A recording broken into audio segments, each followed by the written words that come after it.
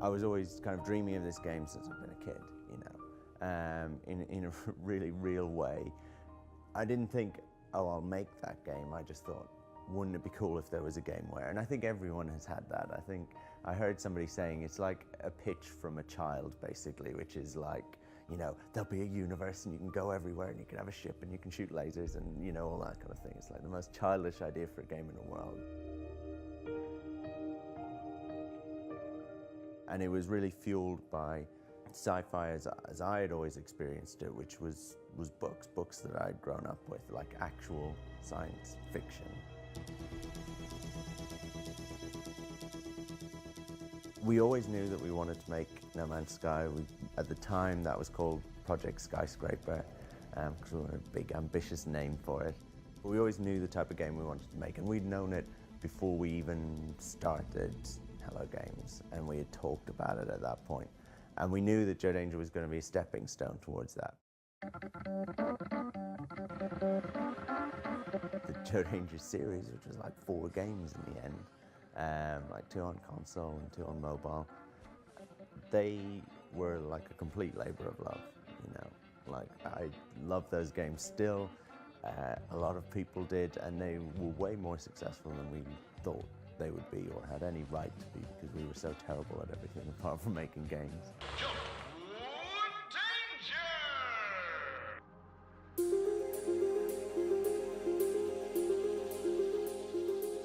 It really kind of properly started a year and a half ago. It's not quite a year and a half ago, like a year and 5 months or something. And that was when 4 of us, slightly different 4 to the 4 that had founded the company, just found a small room within that large office, and we actually just like literally locked the door and had a separate entrance and stuff like that, and squirreled ourselves away. And we started working on a prototype for No Man's Sky. And we actually didn't show the rest of the team because we just wanted almost the pressure and the isolation, almost like it was a startup within this small studio that had to prove themselves. And so we worked for a year actually on that prototype, which then turned into something much bigger, which is what we first showed at the VGXs. World premiere.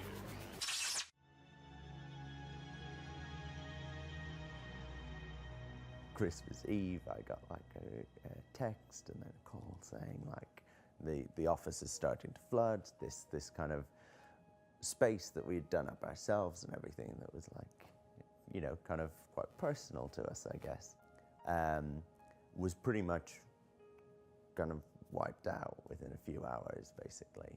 And we were back on our feet in a really crappy, lo-fi way, you know, within a couple of weeks, actually, we were set up, and that was definitely like indie development in like a microcosm. It was like the highs of like, you've announced a game, people love it, you know, you've been flooded, you're destitute, everything's gone, it's wiped out, go bankrupt. So yeah, it was a crazy couple of months, but man, like my faith in the community, like games, the community in general, was completely restored at that point, you know. And times like this at E3, we've had so much positivity about the game, you know, like you just never see that, where people really get behind something in such a big way. And that's massively, massively meaningful to us and really fuels you.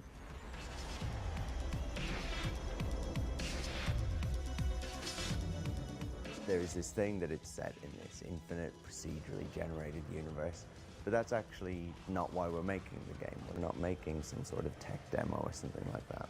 We had the idea of making a game that felt true to the kind of sci-fi books that we'd grown up with, the kind of idea of that, the fantasy of that. And we wanted to deliver on that, and to do that we had to create the universe for you to explore, because that's the feeling that we wanted you to have for one of the first times in games to actually land on a planet and for nobody to know what was on that planet.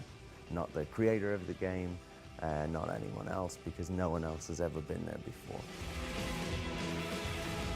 give everyone a spaceship, start them all on a different planet, give them a working, living, breathing universe that has planets with ecology, that has space stations and fleets of freighters and military and police and different races and all of them interacting, and let players loose and let them decide the game that they want to play, because that's what's interesting to me.